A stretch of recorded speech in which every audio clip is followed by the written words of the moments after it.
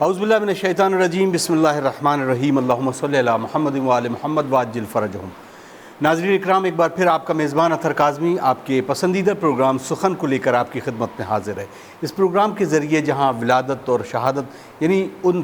تواریخ کے بارے میں ہم گفتگو کرتے ہیں جو خصوصاً ہمارے نوجوانوں کے لیے مشعل راہ بنتی ہے۔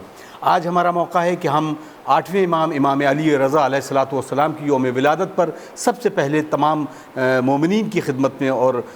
خصوصاً وقت کے امام عصر رضی اللہ تعالیٰ فرجہ شریف کی خدمت میں مبارکباد پیش کرتے ہیں۔ امام کے بارے میں، ان کے قول کے بارے میں، ان کے کردار کے بارے میں اور خصوصاً انہوں نے جو تعلیمات دی ہے اس کے بارے میں بات کریں گے۔ ہمارے ساتھ اسٹوڈیو میں موجود ہیں حجت الاسلام والمسلمین علی جناب مولانا رضا حسین صاحب قبلہ۔ آئیے ان کا استقبال کرتے ہیں، اس پروگرام کا آغاز کرتے ہیں۔ السلام علیکم۔ سب سے پہلے آپ کی خدمت میں مبارکباد پیش کرتا ہوں۔ ہم بھی آپ کو انشاءاللہ اسی صورت سے مبارکباد عرض کرتے ہیں انشاءاللہ۔ تو آغا، آج ہم 8ویں امام علی رضا علیہ الصلوۃ والسلام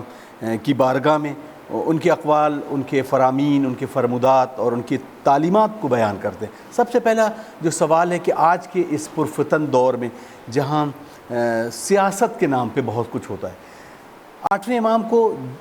اگر ہم عمومی طور پہ دیکھیں، مولا کائنات کے بعد اگر مسند خلافت کے بعد ایک عہدہ ملا ہے تو اس حالات کو کیسے بیان کیا جائے گا، اور ہم اگر تقابل کریں آج کے دور میں تو ہم اس کو کیسے کوریلیٹ کریں گے؟ بسم اللہ الرحمن الرحیم۔ بہت ہی حساس آپ نے سوال اٹھایا ہے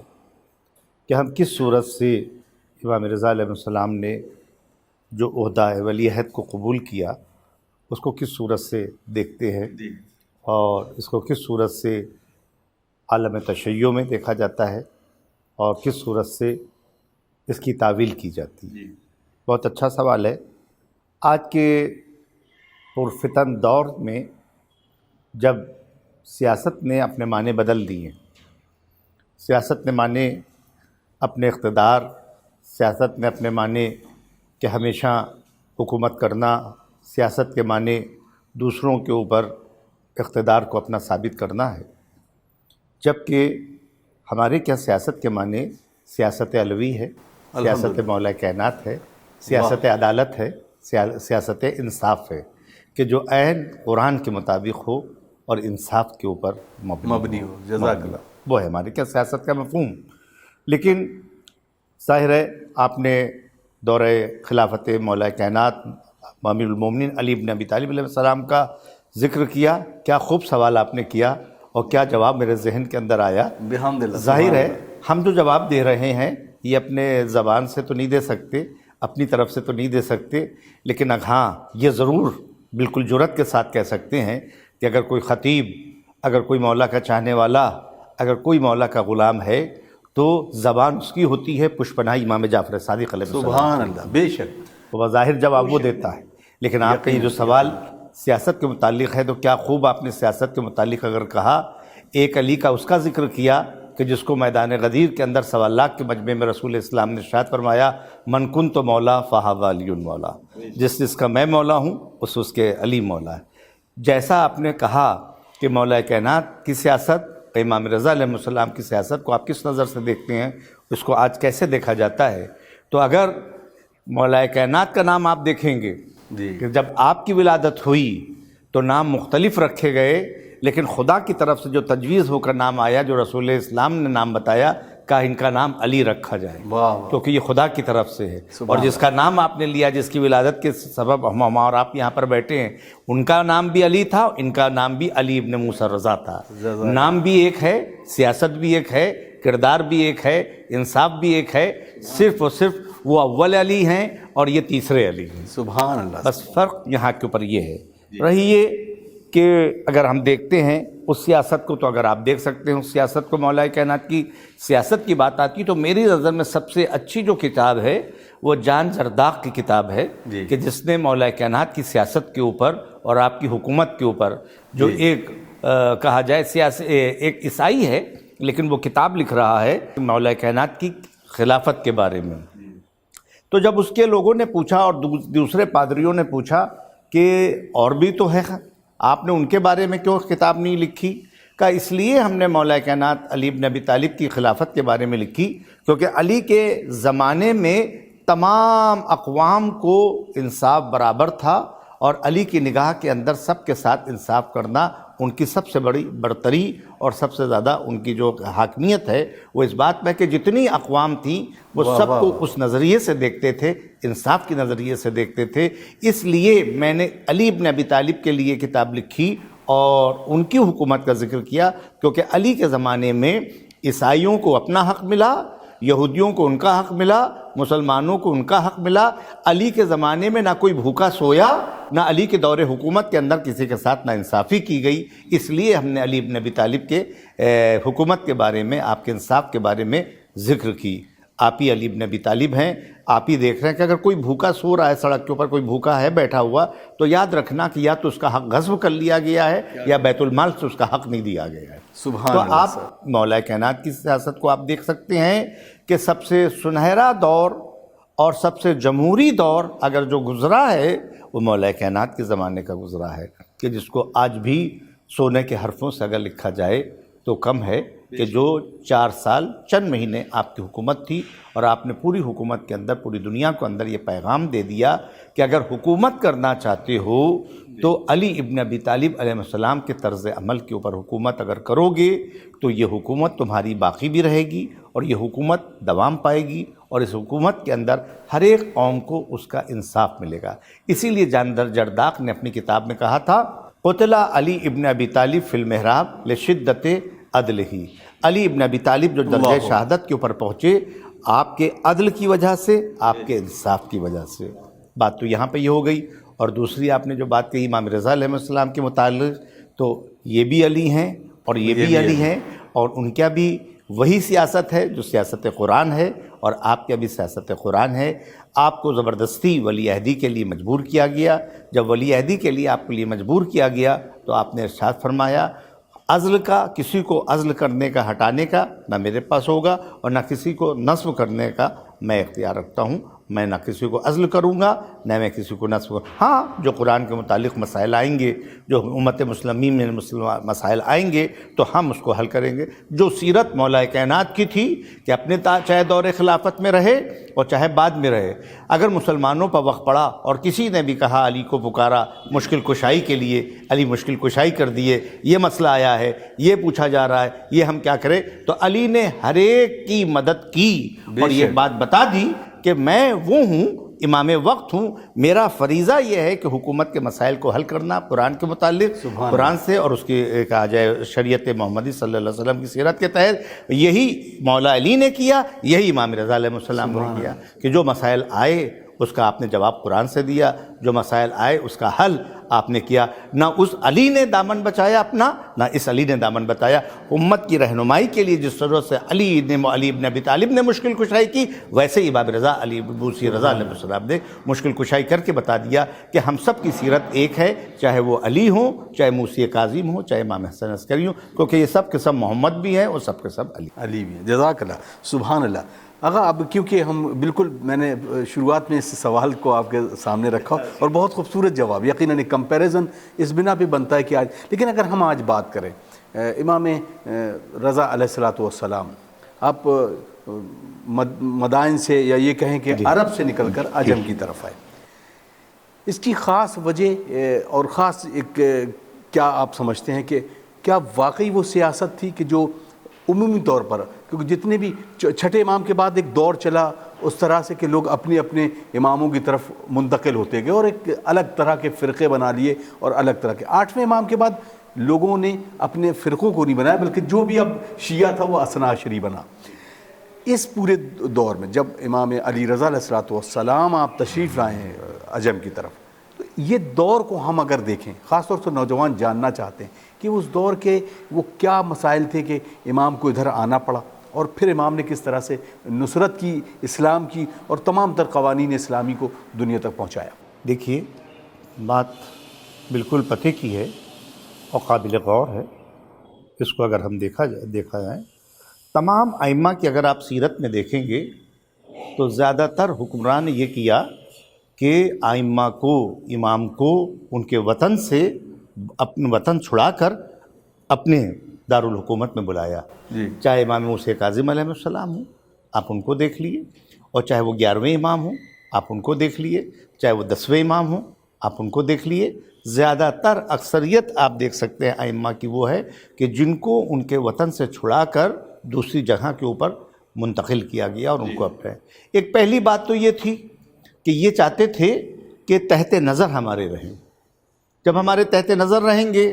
تو ہم ان کے ساتھ جب اٹھیں گے بیٹھیں گے آئیں گے جائیں گے تو شاہانہ طور کے اوپر ان کا مزاج بھی دھیرے دھیرے دھیرے ہم اپنے میں ان کو ڈھال لیں گے۔ بھئی ایک آدمی جب جس کے ساتھ رہتا ہے، بادشاہ کے ساتھ اٹھ رہا ہے، بادشاہ کے ساتھ بیٹھ رہا ہے، بادشاہ کے ساتھ سارے کام کر رہا ہے، سارے امور انجام دے رہا ہے، ہر فیسلٹی اس کو بادشاہ کی طرف سے، تو دھیرے دھیرے اس کا مزاج بھی ویسا بن جاتا ہے۔ لیکن یہ ان کی بھول تھی، یہ ان کی بھول تھی، بلا تو لیا انہی نے، جیسے 10ویں امام کو، 9ویں امام کو، 8ویں امام کو، مثال ہے کہ ان کو وہاں سے بلا کر مرو کی طرف جو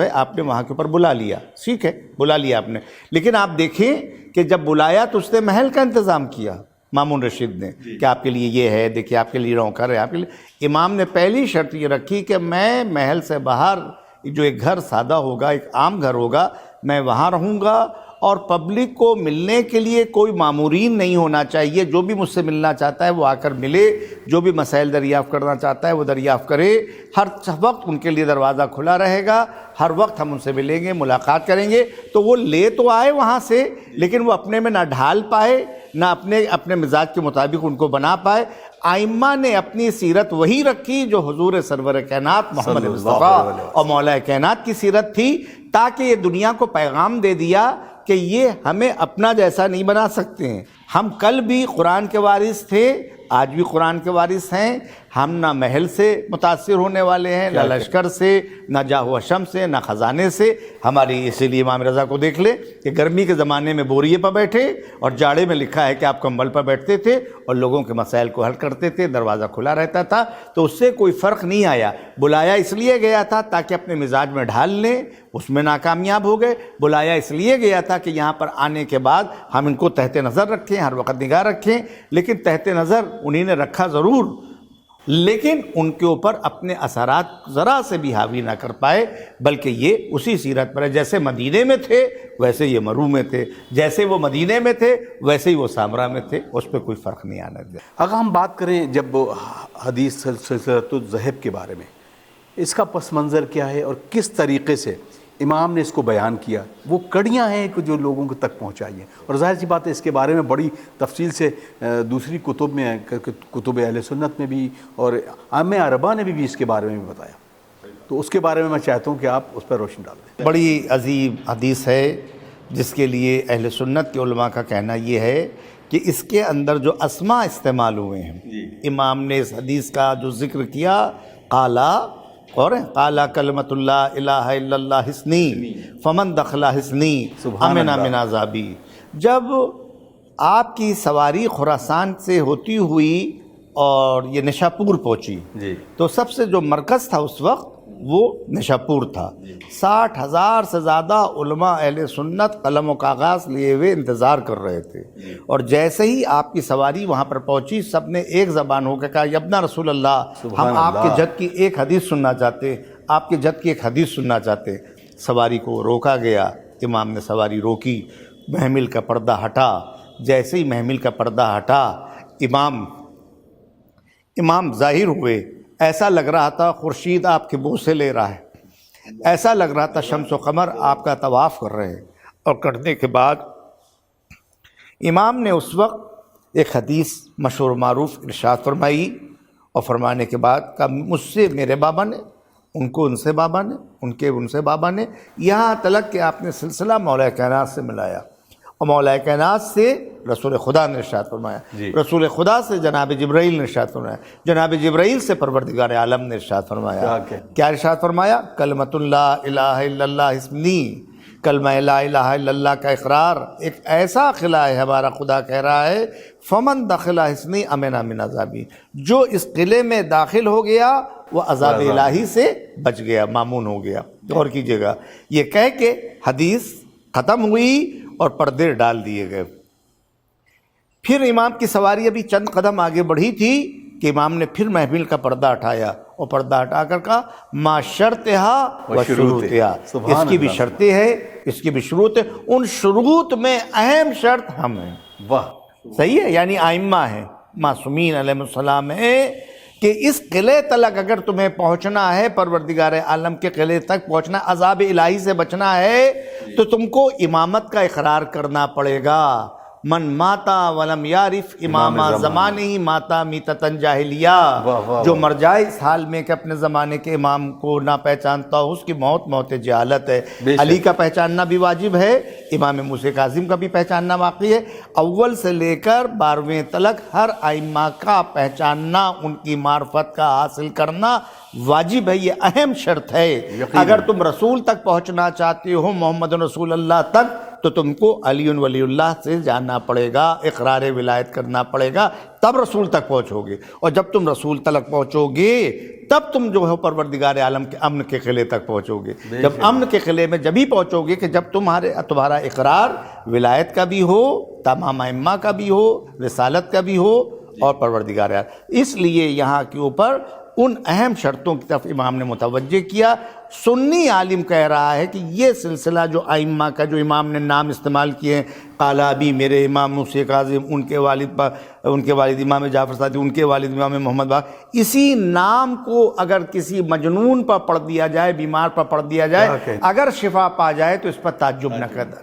کیا کہنا امام احمد حنبل، آپ اندازہ لگائیے، یہ عظیم حدیث ہے. اسی لیے اس حدیث کا نام حدیث سلسلۃ الذہب پڑ گیا. لہٰذا یہ حدیث اتنی عظیم ہے، ہمارے نوجوانوں کو اس حدیث کی طرف متوجہ ہونا چاہیے ہے. اس حدیث کو زیادہ سے زیادہ اپنے گھروں میں لگانا چاہیے ہے، اور اس حدیث کو زیادہ سے زیادہ اپنے بچوں کو یاد کرانا چاہیے ہے. ایک عظیم حدیث ہے. یہی حدیث کی اگر ترجمانی کر دی جائے تو یہی دعائے توسل بن جاتی ہے، یہی ذریعہ الہی بن جاتی ہے، یہی توسل کا عظیم ذریعہ ہے جو خدا تک ہم کو پہنچاتے ہیں. اگر کیونکہ بڑی خوبصورت بات آپ نے کی اس حدیث کے سلسلے میں، یقیناً اس حدیث کے بارے میں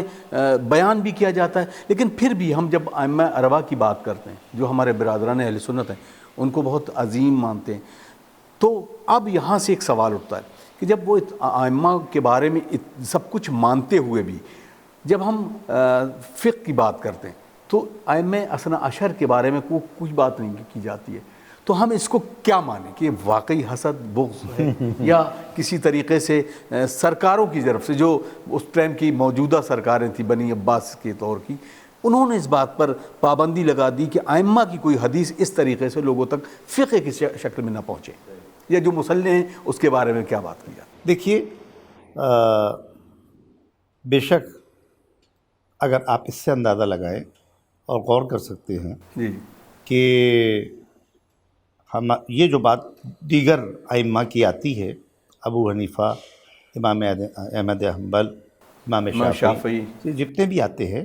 یہ سب کا تعلق امام جعفر صادق علیہ السلام. بے شک صحیح. ابو حنیفہ بالکل ڈائریکٹ طور کے اوپر آپ کے شاگرد تھے، اور خود کہتے ہیں لولا سنتان لا ہلک النعمان، جی، اگر میں 2 سال خدمت امام جعفر صادق علیہ السلام میں نہ بیٹھتا تو میں ہلاک ہو جاتا. تو آپ دیکھ لیے، اور جتنے بات کے سلسلے دیکھ لیے، چاہے احمد حنبل ہوں، چاہے امام شافعی ہوں، ڈائریکٹ انڈائریکٹ طور پر، یہ تو ڈائریکٹ ہی ہیں، انڈائریکٹ طور کے اوپر سب کا رشتہ امام جعفر صادق علیہ السلام سے. سب نے جتنے فیوز حاصل کیے، جتنا علم حاصل کیا، وہ چھٹے امام علیہ السلام سے حاصل کیا. لیکن آپ یہ اندازہ لگا سکتے ہیں، لیکن حکومت وقت جو بنی عباسیہ تھی، اس کی پوری یہ کوشش رہی کہ یہ سب کے سب کو اتنا ہائی لائٹ کیا جائے، اتنا دیا جائے، درجہ دیا جائے، تاکہ امام صادق علیہ السلام کے مقابلے میں ان کا ایک مکتب بن جائے، ایک مذہب بن جائے. اور بننے کے بعد ان کو تقویت اس لیے دے رہے تھے کیونکہ وہ حکومتوں سے مربوط تھے. جی،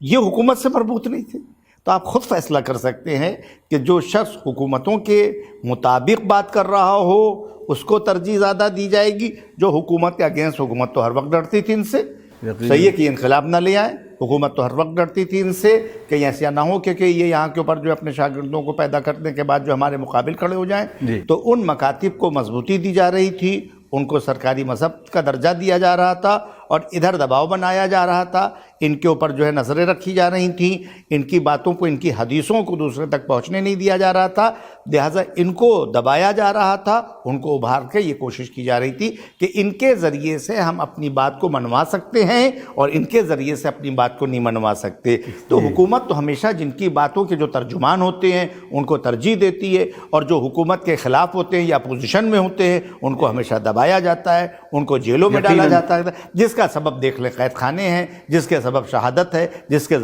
سبب آپ دیکھ سکتے ہیں زہر ہے۔ تو یہ بات سامنے کی ہے، آپ خود ہی فیصلہ کر سکتے ہیں کہ ترجیح کسے دی جا رہی تھی، اذیتیں کسے دی جا رہی تھیں، تو